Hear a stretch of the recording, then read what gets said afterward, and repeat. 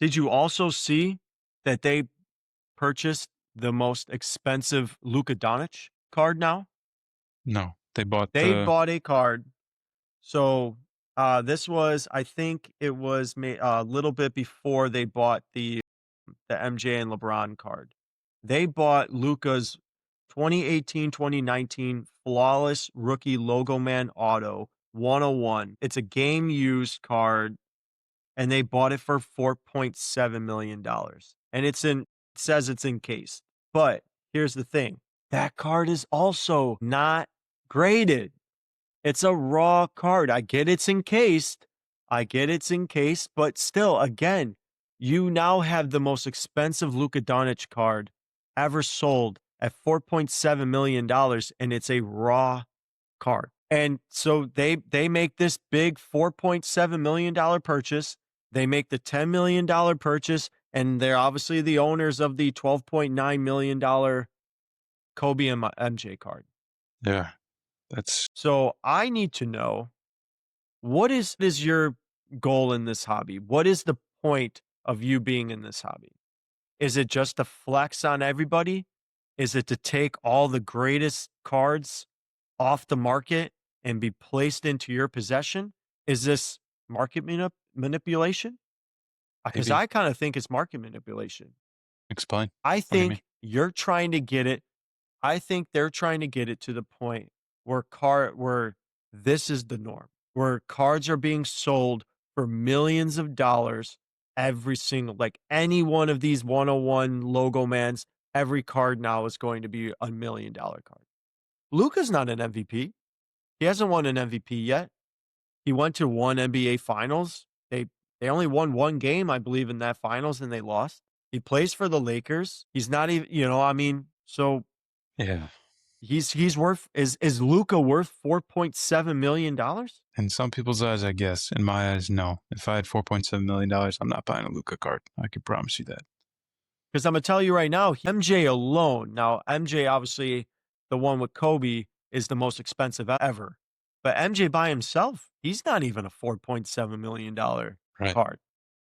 See, I think his most expensive one is 3 mil. that's why, like, that's another So question why are that's, we why are we I don't putting know. players up into the $1 million range who haven't accomplished anything yet in the league? Justin Herbert. No offense to Justin Herbert, I'm a big fan of him, but he's $1 million. Joe Burrow. That guy keeps every single season now he's getting injured. He has $1 million card. I don't it's like it's aggravating me because I think it's more so of Kevin O'Leary just flexing on everybody in the hobby. Like I I could do understand. this Yeah. and I'm going to do it. So nobody's going to stop him. Because no. And there's probably nobody in the hobby that can compete with him except for I mean, there probably are some pretty big billionaires out there or somebody like Ken Kendrick Absolutely. who can afford some of these cards, but I wonder if like what is the end game? And how many more of these cards are you about to buy? A wonderful question. I want to know when it's going to stop. I don't think it's going to stop. I think that they're just going to keep buying every single high end one of one, and they are going to corner that market for when the time comes to sell them. Um, the Luca is the one that's really like, I don't know, throwing me through a loop. I That's can what I want to know. understand the LeBron and Michael. I can understand the Michael and Kobe. The Luca one, I don't understand. And okay, it's encased. Does it do collectors are encased the same as like a graded slab? No, I don't think not to so. me. Not to me, at least. So does that card okay at $4.7 million, Luka Doncic this upcoming season wins MVP and the Lakers win a title. Does that card go up in value Yes, it does. even though it's raw? Yes, yes, absolutely. Any sort of like any player's card when they make these kind of accomplishments, they go up, raw or graded. Because now he's got it But on. it's Now he's already I mean, dude, you're at like you have to be at the cap right now. Not even the cap. Like you're past the cap because yeah. the previous Luca that sold was 4.6 million and then it was turned around and sold like a year later and it sold for less. It sold in the threes. Like 3.2 or 3.4 or whatever it was. That card lost a ton of money. And the reason why that person, I think, turned around and sold it is because it lost a bunch of money. So now you bought the raw Luka Doncic at 4.7 million when you saw the previous one go down in price? If you're going to buy a modern basketball card, what's your approach if you had all the money in the world? Who are you buying? What are you buying in terms of trying to maximize your profits? Because that's what I'm assuming they're doing this for. Yeah, they want to hold on to the cards, but they want to hold on to these cards and maximize their profits in the future. Like, what are you going to do?